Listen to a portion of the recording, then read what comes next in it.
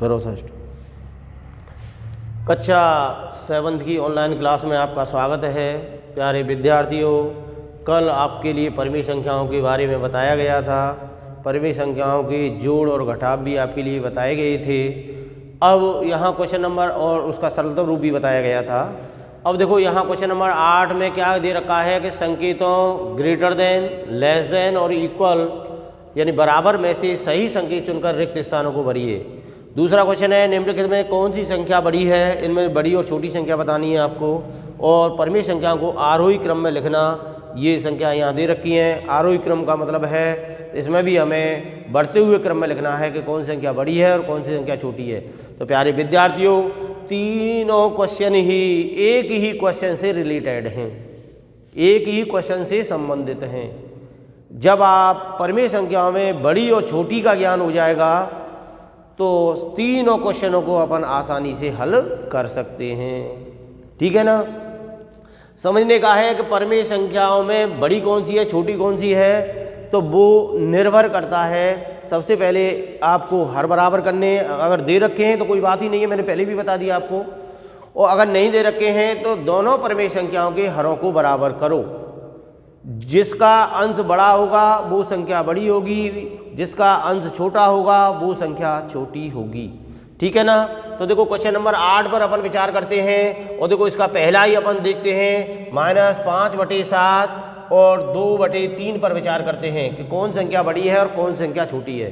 तो प्यारे विद्यार्थियों, मैं आपके लिए ये बता दूं कि माइनस की कितनी भी बड़ी संख्या हो वो सबसे छोटी संख्या होती है। ठीक है। जिसमें माइनस आ जाए सीधी सीधी बात है, और इसमें प्लस आ जाए तो प्लस वाली संख्या बड़ी होती है और माइनस वाली संख्या छोटी होती है। तो आंख मीच के आप निशान लगा सकते हैं। ठीक है। तो अब इसमें तो देखो पता है कि ये माइनस की है और ये वाली प्लस की है, तो आप बिगड़ देके ही निशान लगा सकते हो कि माइनस की तो छोटी होती है और प्लस की बड़ी होती है। लेकिन फिर भी मैं आपके लिए बता दूं, ये भी सेम इसी तरह है, केवल हर बराबर करने हैं और अंश को देखना है, तो माइनस का अंश छोटा आएगा ही आएगा। तो प्यारे विद्यार्थियों, इस वाले में ये संख्या छोटी होगी और ये संख्या बड़ी होगी। तो हमें ध्यान रखना है, बड़ी की तरफ नोक आती है, छोटी की तरफ ये वाला चिन्ह छोटे का है, ध्यान लगा लेना, छोटा, और ये वाला बड़ा और ये बराबर। ये तीनों चिन्ह हैं आपके। तो देखो छोटी ये है, बड़ी ये है, तो आपका ये चिन्ह आएगा कि -5/7 इज लेस देन 2/3। ठीक है ना। अब सेकंड पर विचार करते हैं। देखो सेकंड है आपका -4/5 और दूसरी दे रखी है हमारे लिए -5/7। तो प्यारे विद्यार्थियों, अगर दोनों संख्या नेगेटिव हैं या दोनों संख्या पॉजिटिव हैं तो आपको क्या देखना है कि सबसे पहले हर बराबर करने के, इसमें तो वैसे ही बता देंगे, लेकिन इसमें क्या करना पड़ेगा, हर बराबर करना पड़ेगा। और हर बराबर करेंगे तो देखो बेटा, जा को हर है उसका तो गुणा इसमें कर दो ऊपर नीचे, और इसका हर है उसका गुणा ऊपर नीचे कर दो। तो देखो 7 चौको 28 बटे 7 35, ये क्या बन गई -25/35। तो प्यारे विद्यार्थियों, इन दोनों में बड़ी हर यानी अंश कौन सा है ये ध्यान लगाओ। बड़ा अंश कौन सा है, ये वाला है कि ये वाला है। तो प्यार ये मत समझना कि ये 28 है और ये 25 है। माइनस की जो बड़ी से बड़ी संख्या होगी वो सबसे छोटी संख्या होगी। भाई कहने का तात्पर्य है कि मैंने तो 25 रुपये का किसी से उधार लिया और इसने 28 रुपये उधार लिए, तो कर्जदार कौन हुआ, 28 वाला हुआ कि नहीं हुआ। ठीक है ना। तो छोटा कौन सा हुआ, ये वाला हुआ कि ये बड़ा हुआ और ये वाला छोटा हुआ। तो ध्यान लगा लेना कि माइनस वाली संख्या जितनी बड़ी होगी वो सबसे छोटी संख्या होगी। ठीक है ना। तो इसमें आप आसानी से चिन्ह लगा सकते हो कि ये तो आ रही है 28/35 और ये आ रही है ये वाली -5/7, तो ये बड़ी है और ये छोटी है। तो इसमें भी आपका चिन्ह इसी तरह से आएगा। तो इस वाले में भी अपन चिन्ह इसी तरह से लगा देंगे। ठीक है ना। इस पर विचार करें। देखो 1/-3 और ये वाली है -1/4। इसमें नीचे है, इसमें ऊपर है, ध्यान लगा लेना। नीचे ऊपर से कोई भी फर्क नहीं पड़ता, क्यों माइनस का भाग प्लस में देते हैं तो हमेशा क्या आता है माइनस, और प्लस का भाग माइनस में देते हैं तो हमेशा क्या आता है माइनस। तो प्यारे विद्यार्थियों, इसमें कन्फ्यूजन होने की आपको कोई भी आवश्यकता नहीं है कि माइनस दोनों में दे रखा है तो दोनों ही ऋणात्मक हैं, ठीक है, चाहे ऊपर आ जाए चाहे नीचे आ जाए। फिर हर बराबर करेंगे, हर बराबर करेंगे तो इसमें तो 4 से गुणा करेंगे और इस वाले में 3 से गुणा करेंगे, ठीक है। इसका गुणा करेंगे तो 4/-12 आएगा, इसका गुणा करेंगे तो -3/12 आएगा। तो प्यारे विद्यार्थियों ध्यान लगा लेना कि भैया अब इसमें कौन सा अंश बड़ा है और कौन सा अंश छोटा है, बताओ कौन सा बड़ा है कौन सा छोटा है। तो देखो ये वाला देखो यह माइनस है तो मैं यहाँ दोनों संख्या में माइनस से गुणा करते कोई फर्क नहीं पड़ता ना, तो -1 से यहाँ कर दिया, -1 से यहाँ कर दिया, तो ये +3 बटे कितनी हो गई हमारी, कितनी हो गई -12, कितनी हो गई -12। तो प्यारे विद्यार्थियों देखो ये माइनस है ये माइनस है, तो इसका ये अंश बड़ा है और ये अंश छोटा है, तो इसमें कौन सी बड़ी होगी और कौन सी छोटी होगी बताओ। ये तो -1/4 है, ये -1/3 है, तो इसमें कौन सी बड़ी हुई और कौन सी छोटी हुई, माइनस वाली है, ये ध्यान लगा लेना। तो जाए इसको जो माइनस कर दो इसको माइनस कर दो, तो माइनस वाली छोटी बड़ी संख्या होगी वो छोटी होगी कि नहीं होगी, तो ये बड़ी है और ये छोटी है। तो इस वाले में कैसे लगेगा चिन्ह, इस टाइप से लगेगा, आगे नहीं आगे समझ में। तो इस वाले में जो चिन्ह आएगा वो इस टाइप से आएगा। तो प्यारे विद्यार्थियों आप समझ गए होंगे कि बड़ी संख्या कौन सी है और छोटी संख्या कौन सी है। अब इसमें वो ही बड़ी और छोटी पहचाननी है। दूसरे वाले क्वेश्चन में भी देखो केवल आपको ये ध्यान रखना है कि अगर दोनों संख्या धनात्मक हैं तब हर बराबर करेंगे, दोनों संख्या ऋणात्मक हैं तब बराबर करेंगे हरों को, ठीक है। एक संख्या प्लस की है और एक संख्या माइनस की है तो फौरन ये कह देना माइनस वाली संख्या प्लस वाली संख्या से छोटी होगी, ठीक है ना। अब देखो क्वेश्चन नंबर 2 पर विचार करते हैं। पहला है 2/3 और 5/2 में कौन सी बड़ी है और कौन सी छोटी है, ठीक है ना। तो देखो दोनों पॉजिटिव हैं, कह नहीं सकते आप, जो नहीं कह सकते इसका 5 है इसका 2 है, नो, जब तक हर बराबर नहीं हो जाएंगे जब तक नहीं कह सकते आप। तो पहले तो आपको हर बराबर करना है, हर बराबर करेंगे तो देखो बेटा 2 से, तो इसका हर 2 है तो इसमें 2 से गुणा कर दो, इसका हर 3 है तो इसमें 3 से गुणा कर दो, ठीक है ना।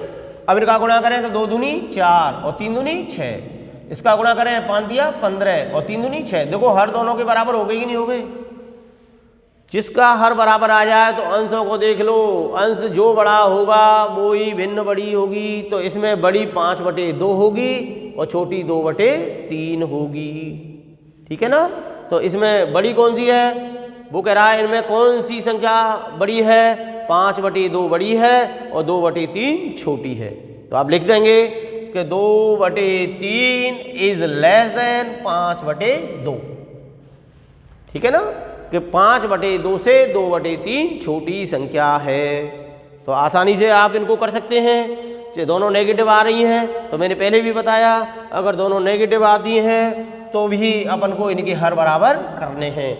जैसे -5/6 और -4/3, देखो इसका 6 है इसका 3 है, तो इसका चाहे तो 3 से गुणा कर दो या इसमें 2 से ही गुणा कर दें तो 6 बन रहा है नहीं बन रहा है, ठीक है। तो -5/6 और ये हो जाएगा -8/6। बताओ कौन सा अंश छोटा है और कौन सा अंश बड़ा है। देखो ये वाला छोटा है और ये वाला बड़ा है, संख्या को मन देखना, ऋण के चिन्ह को देखना, ऋण वाली जो बड़ी संख्या होगी वो छोटी कहलाएगी, तो ये बड़ी है और ये छोटी है, समझ में आ गई। तो 5/6 इज ग्रेटर देन होगा -4/3 से, ठीक है। तो आसानी से आप इनको बड़ी छोटियों को भी अनुभव आप कर सकते हैं। तीसरे क्रम में अपन क्वेश्चन नंबर ये 10वां लेते हैं। तो देखो क्वेश्चन नंबर 10 भी यही है कि इसे आरोही क्रम में लिखना है।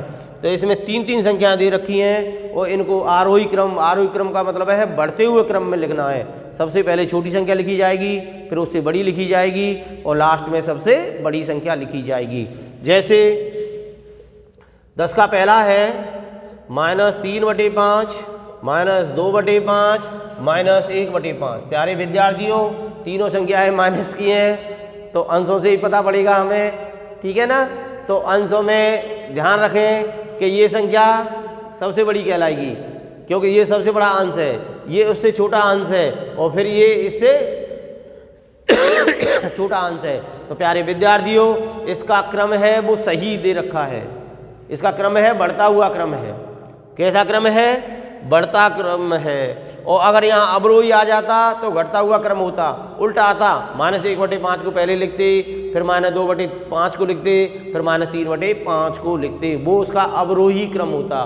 तो आरोही क्रम में लिखेंगे तो आरोही क्रम इसका सही है कि सबसे छोटी संख्या 3/5 है, फिर -2/5 है और फिर -1/5 है। इसका आरोही क्रम दे रखा है, वो बिल्कुल सही दे रखा है।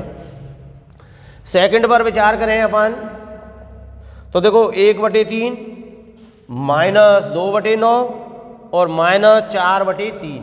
तो प्यारे विद्यार्थियों इस वाले में तो सारे के सारे हर समान थे, लेकिन इस वाले में समान नहीं आ रहे हैं।